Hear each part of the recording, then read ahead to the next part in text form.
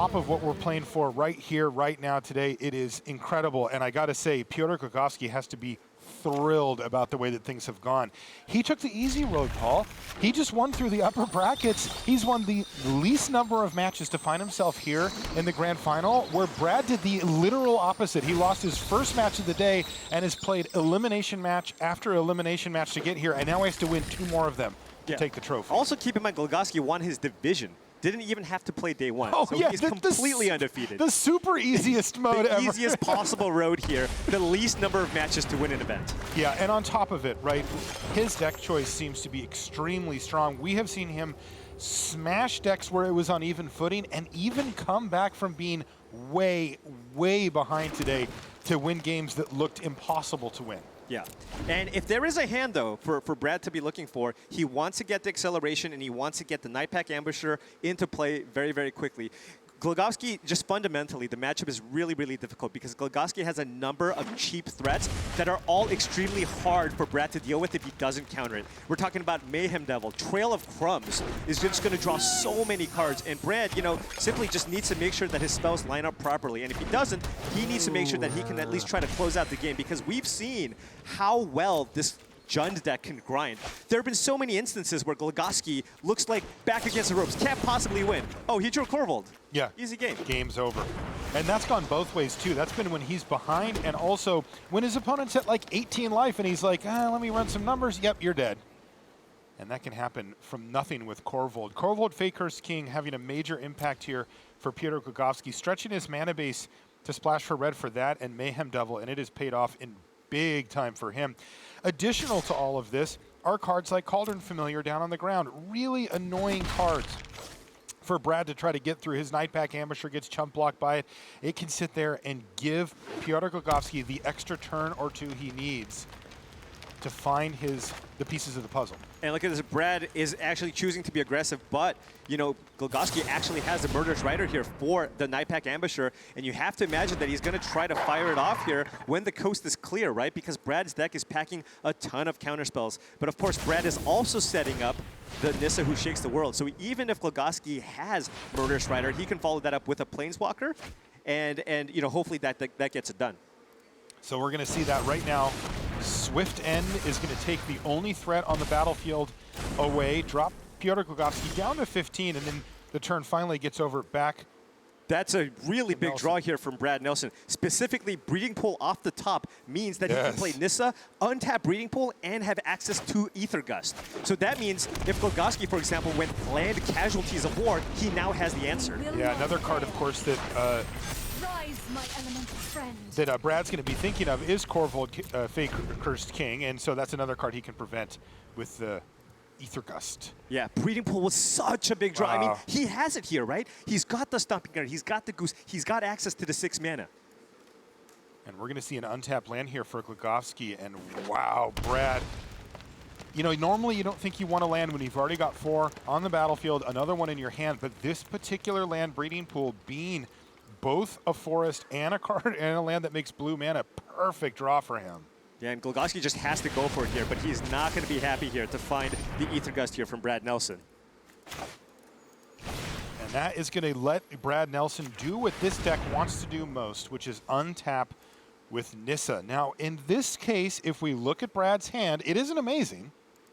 So perhaps Piotr can get away with it, but he is going to have to find an answer for Nissa, and quickly. Yeah, but he has the follow-up answer here. If Głogowski chooses to fire off the Casualties of War, again, he's got the Mystical Dispute, and the fact that he has a Castle Vantress in hand means that he's very likely to find more action here. That's right, and Piotr with the read, he put it on the bottom. Yeah, well, he can't even put it on top here because he has 5 lands in play, and he doesn't have food in play for the Goose to even cast it next turn. All right, he used up his last food there, so he can't even risk it.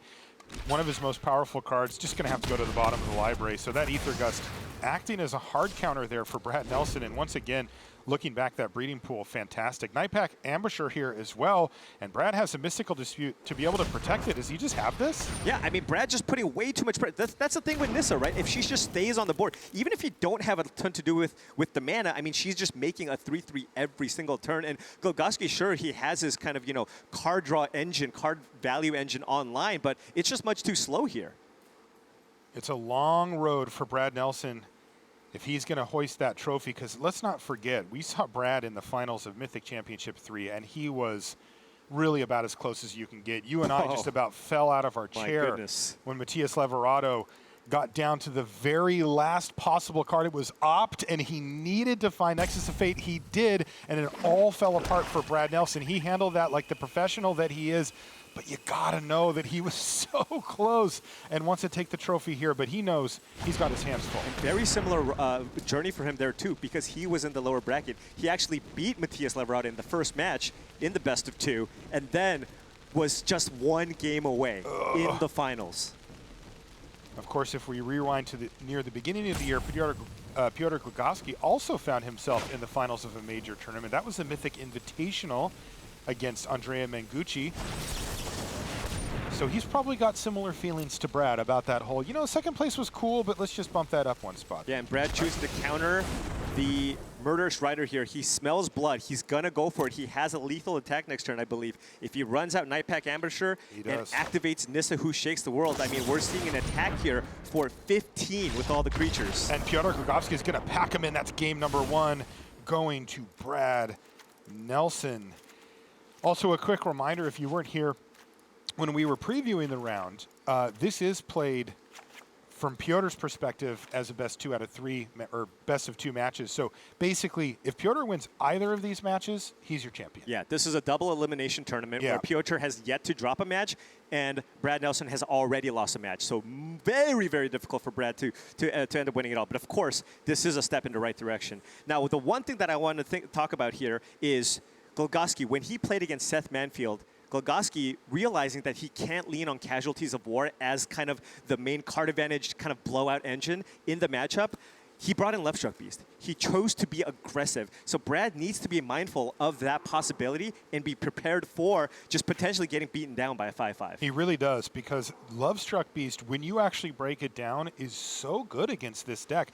Not only it is a 5-5 that can block basically guaranteed, it blocks everything. It blocks 3/3 lands, it blocks Nightpack Ambushers, it blocks everything. Wolves. Yeah, they just brick walls their entire board for turn after turn, and it's Simic. It's not like they're going to reach out and start killing your creatures with a bunch of removal spells. So if you get to go Heart's Desire, you can just start smashing for 5. Exactly. I mean, you even saw in that last game, right, where Głogowski had his card advantage engine in play. If he just had a Love Struck Beast in play, that would have bought him some time to kind of draw some additional cards. Looks like a mulligan here from Brad Nelson. He's got Paradise Druid, Nissa, who shakes the world, and 4 lands. Gilded Goose to kick things off for Głogowski, who's looking to get back on track here. He does have a Duress in his hand, and a Nissa who shakes the world is a fine target for that, but he also knows he can spend a little bit of time here before he deploys the Duress. He's going to use up all of his mana here and play Trail of Crumbs. This is a fantastic opener here from Głogowski. Trail of Crumbs, making sure he gets that in play, sneaking underneath all the counter spells that are possible, and now next turn can follow it up with a Duress and then start getting the card advantage engine going with Trail of Crumbs. Thrashing Brontodon into hand here for Głogowski. And I think this is in response to the 2 Sorcerer Spyglass that Brad Nelson has in the sideboard. We've seen it in previous matchups where you had Sorcerer Spyglass naming cards like Witch's Oven.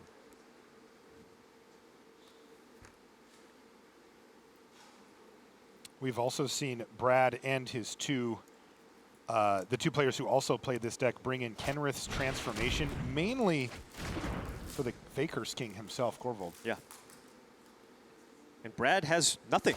You know, he's got a bunch of mana in play, and Głogowski just has the option here, just turn over turn. You know, every time he sacrifices one of those food, he's going to be able to just continue getting additional permanence with that Trail of Crumbs. Now Brad says, well, I better set some stops here because he drew Frilled Mystic. And right now, there's no pressure on Głogowski. He can just kind of play it slow. He doesn't even have to play any more spells right now. He can still just kind of continue working to develop his board, get more lands, get more Murderous Riders, and just draw cards off the Trail of Crumbs, and then create food with the Gilded Geese. There's another one to add to the flock there, and a Witch's Oven. Okay. No cat yet in sight, but things are really starting to come together here for Głogowski. Just the 1-2 punch of Gilded Goose and Trail of Crumbs already giving him enough advantage. Exactly. Do you think Głogowski takes much from the fact that Brad declined to attack with his Paradise Druid there? Yeah, that has to be signaling some alarm bells, right? Because, you know, that means, oh, do you have a Nightpack Ambusher here? Do you have a Frilled Mystic? But also keep in mind, Brad Nelson has cards like Kanister's Insight, so there's a large number of things that he could have.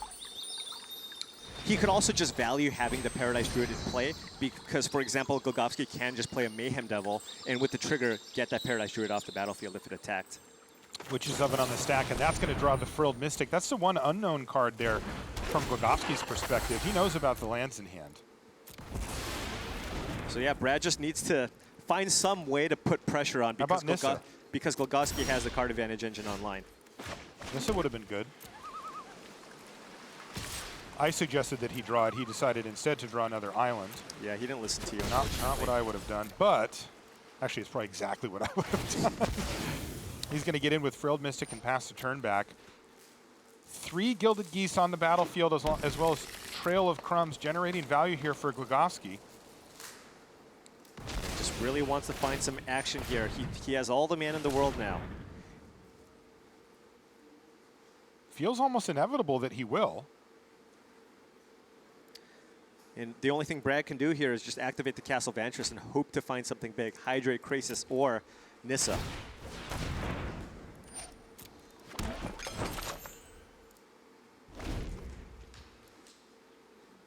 There's a Duress. Only one unknown card here. And Głogowski says, well, okay, now I know it. Now he can safely resolve the Mayhem Devil here. And now, if Brad Nelson chooses to scry with the Castle Vantress, he's going to lose his Paradise Druid. Jeez. Yeah, this one's going very well for Piotr Głogowski. Not only has he had a pretty good draw himself, but Brad, his draw falling very flat, particularly because Piotr boarded in those Duresses and got Nissa Who Shakes the World out of his hand. This game would be so different without that. And this is something that you see from Brad Nelson. You know, when he knows he's going to lose, he scoops. That's it. You know, some of the players here at the highest level will sit here and play and play and play and play. Not Brad. He's never been like that. When he knows he's going to lose a game, he's done. Yeah, Andrea Mengucci actually does a very similar thing. And, you know, it's not like it's really hurting their win percentage all that much, right? I mean, no. Both of these players are poised to make it potentially into the World Championships. They're in the MPL. So save that mental energy for the next game. Paul Cheon says, concede early. You'll make it into the MPL, maybe. I did not say that. I'm just saying that's what they do. There are intangible benefits, though, you know, especially if you're playing in tabletop Magic with the clock. And then also, I think there is just something to fatigue over the course of a long day of extremely high-level Magic.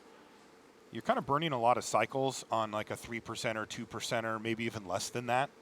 Yeah, and keep in mind, Brad Nelson, I mean, he, like you said, he took the harder road to the finals, right? Lost immediately and had to win several matches in a row to make it all the way here. Yeah, 4 in a row just to get in, and now he's got to win 2 more if he's going to take the trophy, the 100K, and the seed at Worlds. How does this hand look for him? Well, it doesn't have 2-drop. anything cheap, but he is on the play, and he does have the Sabotage into the Kanister's Insight. And very important, he's got that Nissa on top. So he's got a goal to shoot for with Nissa Who Shakes the World. And Głogowski, does he have a green source in hand? Negative. It looks like a pair of Blood Crypts here, so yeah, a little awkward for him. I mean, he can play the Duress, the Familiar, and the Witch's Oven, so it's not like his hand doesn't do anything. But ooh, he's just going to go for Duress straight away. Take away Sinister Sabotage, but Brad says, haha, I had Nissa on top of my library. Probably going to bottom this because he has the Kanister's Insight, very likely to find more lands. Just wants to see if he can find an interactive spell here on turn 3. Głogowski does clear the way here for Trail of Crumbs. Ooh, there's a Quench. So he finds the green source here, which is big. Green source for Głogowski, interactive spell for Nelson. Everything's kind of coming up, although Witch's Oven a little too cheap there, and Cauldron Familiar unlikely to get countered. In fact, sometimes you're doing them a favor when you do that. So Brad is just going to let both of these 1-drops resolve. Another land off the top for him. And he's just going to leave up Kanister's Insight and Quench, it looks like. But this is way better for Brad, right? Because in the last game, he just didn't have any action. Here, his hand is completely loaded, right? He's got a Nissa Who Shakes the World that he could potentially slam. And right now, Głogowski doesn't have an answer for the Nissa. Yeah. So that classic 1-2 punch of Nissa untap into Hydra Krasis is a real possibility this game. And so far, Głogowski's still unable to find any answers. He's digging with Trail of Crumbs, using Cauldron Familiar plus Witch's Oven. He has the trifecta on the battlefield, and this will be a value engine for him for the rest of the game. The question is, can Brad sort of switch into a different role where all of a sudden he's doing his best Andrea Mengucci impression and playing a Simic ramp deck here for this game? Yeah, and you know, with kind of this card advantage engine online, Brad does need to do something. Yeah. So I imagine he's just going to have to slam the Nissa next turn. And right now, with Głogowski with only access to 2 available mana, he won't even have the Swift End available from Murderous Rider. A nice draw here would potentially be Breeding Pool, right? Because you can go Nissa, untap Breeding Pool, and keep up Quench. But you know, still going to be happier given the fact that right now, Głogowski does not have an answer for Nissa. So Nissa, Who Shakes the World, hits the battlefield for Brad Nelson. We're in the first match of what could be 2. Unless, of course, Głogowski wins. And if that's the case, we're done here. We'd have a Mythic Championship 7 winner. Yeah. God, there's so much on the line here. This is one of the highest stakes matches I've ever commentated. Yeah. It will likely only be exceeded if we're at the World Championship. Yeah, I think so. So Głogowski has a lot of cards he can find here, right? He's finding cards off the Trail of Crumbs. He's got two activations here from the Trail of Crumbs because he has a pair of Witch's Ovens in play. Now, Corvold would be a fantastic draw here, along with Murderous Rider. Right, those are the 2 cards that he really wants to see. And he's going to go digging here. He still has the Overgrown Tomb untapped, so he can activate Trail of Crumbs. Let's see what he finds.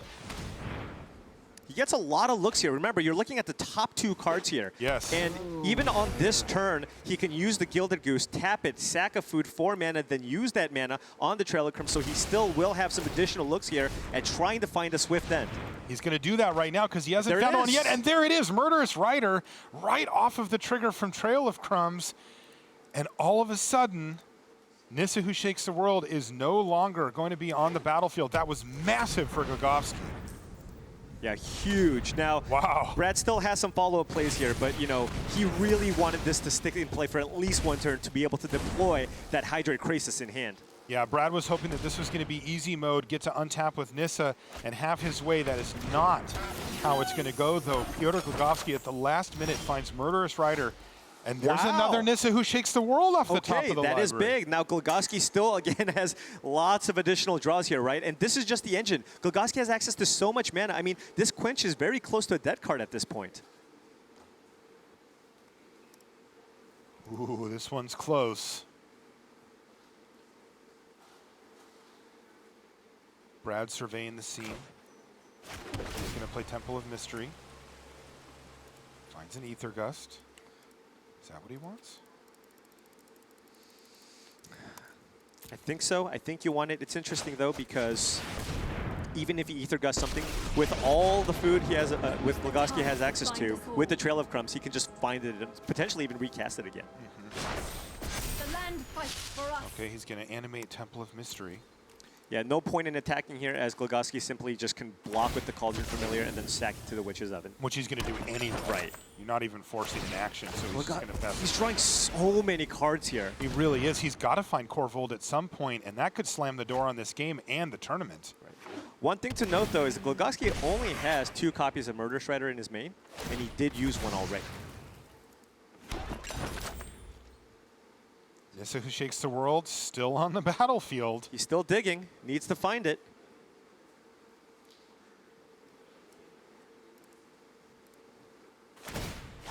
Once again, he's going to go digging. Bringing back a Cauldron Familiar. He finds another Witch's Oven. Not yet. Trail of Crumbs triggering. Oh, man. Brad Nelson just finding the pressure and forcing Głogowski to react to him. That's so important because if you let Piotr just sit here, he will just generate so much advantage. He'll bury you. Ooh, Mayhem Devil, does that do anything? That is big. That's going to do a lot of damage. He's got access to the Fabled Passage, the Witch's Oven, and also he has 3 food in play. Now keep in mind, even with Cauldron Familiar, even though there's only 1 oven in play, you can stack those triggers and sack all the food if you want to get in for all the necessary points of damage to potentially get this Nissa off the battlefield. So the question now is, does he have enough to get Nissa off the battlefield to prevent Brad from untapping with that huge mana advantage? It looks like Kanister is also running the numbers here himself. So this is one. There's Not 3 food in the my graveyard. fortitude. Nissa, Oh, who and he shakes has the a world at Witch's Oven in 4. hand. So he can play the Witch's Oven, sack all the food with the triggers on the stack from Calder from there. That's 4. It's enough. Right. Uh-oh, He's Brad enabling disabling the emotes. Enabling the emotes because, I mean, Does if that this mean he's Nissa dies, considering conceding at some point? I don't know, but I mean, look at what Głogowski has in play. He has so many ways to draw cards. Piotr Głogowski perhaps on the verge of winning Mythic Championship 7. He came so close at the Mythic Invitational to that huge prize. Andrea Mengucci left with the title. Brad Nelson needs to win back-to-back matches. If he loses this game, it's all over in favor of Piotr Głogowski, and he's so close. There goes Nissa, who shakes the world. She's off the battlefield. That's stage number 1 for Głogowski. Can Brad find any way to come back from here? I don't think so. I think, you know, those last 2 turns, he really needed Głogowski to miss to be able to untap and play something, because at this point, I think it's just too late. Even if you play a Hydro Crisis here for 5, it's just not going to get the job done. Brad says nice to him. Piotr Głogowski has not lost a match in this tournament. He's looking to go end-to-end undefeated and hoist the trophy. And right now, Brad Nelson maybe having a little fun with him, says thinking and looks over at him. Even Głogowski has to smile at that. And you know, he's taking this in such good stride because remember, these players were also playing for a slot for the World Championship. Look at Brad. He really has just milking it. crossed He's his roping hand now. and he's looking over at Piotr Głogowski. He's getting every last minute of camera time in. Głogowski's straightening up Brad his Nelson, shirt. I believe it is your go. He has to It is know your go. how close he is to winning this thing. The rope is ticking down. Brad looks like he's thinking, but he's got this smile on his face. He looks over at Kanister. Kanister's relaxing with his hand over his head. He's like, you know what? Might be time to pack my swim trunks and get ready for Hawaii. Even Kanister has to laugh at this. The rope number 2 is going down, and Kanister says, you know, I'll hang out here. I'm okay with it. Brad giving Kanister a taste of his own medicine with the thinking emotes. Oh, and the clock gets even longer. He's out of timeouts, by the way. Yeah, this is out the of the- last he's out of- one. Brad has to make a move or that rope is going to get him, and he is going to concede. It is Kanister, Piotr Głogowski. He is your champion for Mythic Championship 7. Congratulations. Trail of Crumbs. How many cards did that draw him, right? Unbelievable. It was unbelievable. And the fact that this deck, this engine, comes into play so early, right? Goose plus Trail of Crumbs. That's all you need. Look at Głogowski. He just went right over to the trophy and grabbed it. Huge moment here for Piotr. What a win. That secured him a seat at the World Championship and the trophy and the 100,000 here all in one fell swoop. Yeah, absolutely. And I remember talking to him after his crushing defeat at the Mythic Invitational in the finals, and he took it really hard. Yeah. You know, he was like, you know, this is really disappointing. I really wanted